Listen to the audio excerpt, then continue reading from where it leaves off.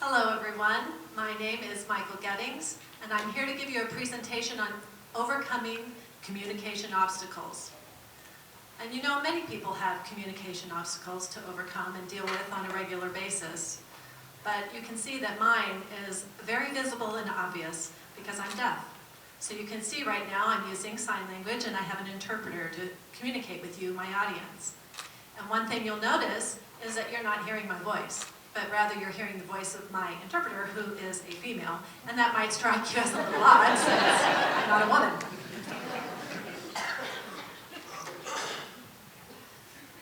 So in Helen Keller's own words,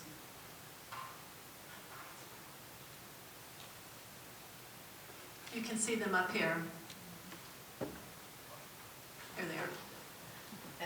In Helen Keller's own words, blindness separates people from things, but deafness separates people from people.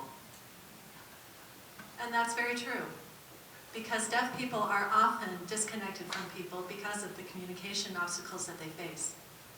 So the point of my presentation is not to focus on my personal obstacles as a deaf person, but rather how I've overcome them.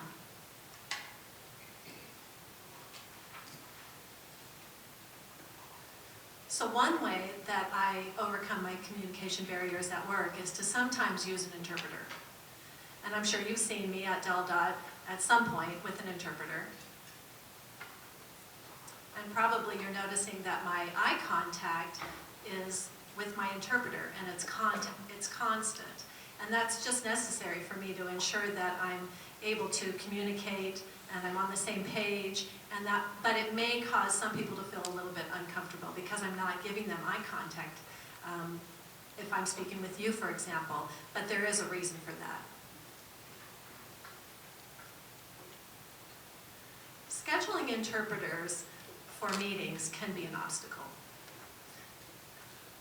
It tends to be pretty time-consuming for me. It's a process. Not only do I have to make sure that my schedule, I can accommodate my schedule, but I have to accommodate my interpreter's schedules as well for a meeting that's set up. So you can imagine the impact that it has on me if there's a last-minute cancellation or a change. On my end, that means that I have to contact my interpreters. I have to see if they're able to adjust to that change, if there's a cancellation. So it does cause a lot of issues on my end. And my interpreters and I, we really do work together to try and accommodate those last-minute changes, but unfortunately, a lot of times, I'm just not able to attend, and I'm not so lucky. And that is a result of my communication obstacle. So how do I address it? Typically, I will immediately go to the meeting organizer and make sure that they understand the implications of canceling the meeting and the impact that might have on me. And I go ahead and tell them that I can't participate. So those incidences have really been reduced over time, and that's a good thing. People have begun to understand that my participation in meetings is really a great benefit to them. I'm an active listener, I'm an active participant, I take a lot of notes, and I also have a good attendance record when I'm able to go.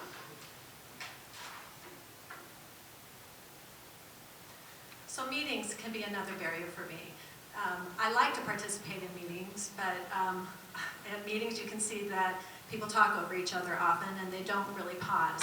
And so because of the language transfer process with sign language, it causes a little bit of a time lag.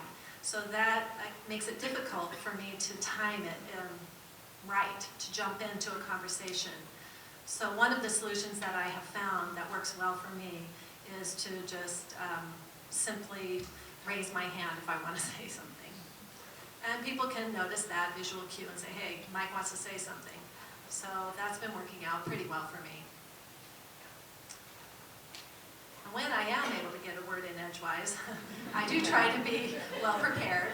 I try to get to the point and make my comments pertinent to the subject at hand.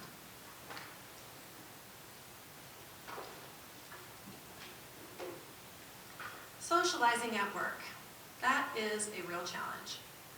It's almost impossible for me to participate in a casual group conversation without an interpreter. But it is a little bit more accessible if one or two of the folks in that group or that conversation know a little bit of sign language. But it is still challenging. So I overcome this challenge by, and I say overcome in quotes here, because it's really difficult. I just tend to focus on my work. I focus on my tasks, and that makes me a very productive worker. And that's not necessarily a bad thing, right? Because we're supposed to be working. But I am able to compensate for this a little bit better by connecting with my coworkers on a one-on-one basis. So an example of that might be just when I take a break, I'll grab a coworker and go up to someone and just go up to their cube and catch up with them, or say, hey, you want to grab some lunch? Let's go to Wawa. I always ask somebody to come with me if I'm going to go to Wawa, and that does help me connect with them. So I do need to also add that my bridge guys have been very good with learning a few signs and communicating with me and trying to include me in group activities and conversations. So that's very much appreciated. And here they are. Thanks, guys.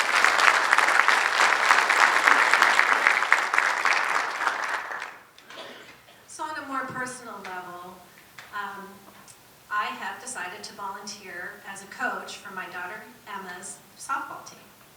And I can tell you what, most of the time I really enjoy communicating with younger kids, more than adults, to be honest.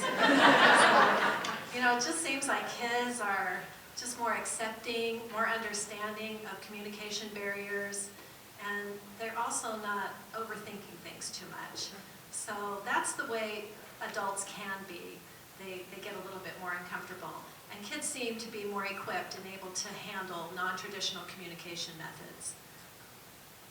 So I developed some creative solutions to how to communicate with kids. And a lot of times, I use simple gestures that they easily pick up on, and show them positional movements. In baseball, for example, if I do a drill with the kids, I want to run it, and I just have the girls line up around me, and I show them physically what we're working on.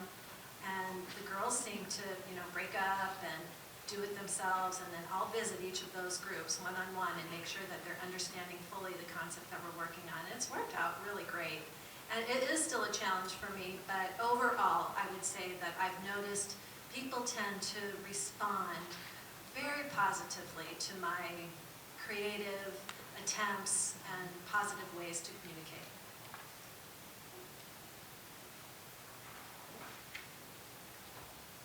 So in summary, everyone faces obstacles of some kind. Some of them are very visible, some are not so visible. And those obstacles could be as a result of being disabled. They could have a different cultural background. They could have a different educational background. But those of us who do deal with